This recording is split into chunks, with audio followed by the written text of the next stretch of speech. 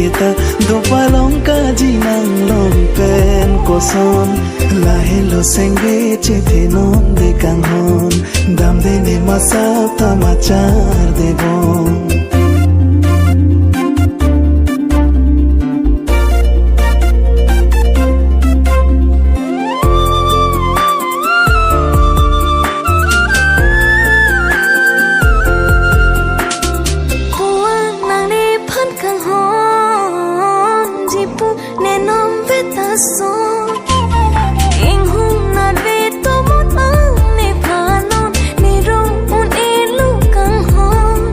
Lahelo ne nang phan nang kang hon long lo ma nang ne sakhi a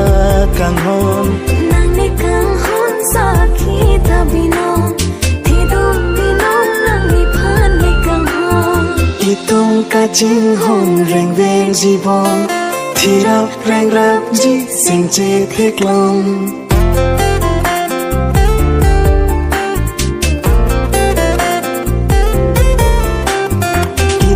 Kaching hon reng veng jibon thi rap reng rap ji sing che thek long tuan kaching hon si che pa chornong rana me bana lia chor mi no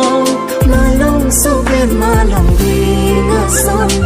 itong kaching hon reng veng jibon thi rap reng rap ji sing che thek long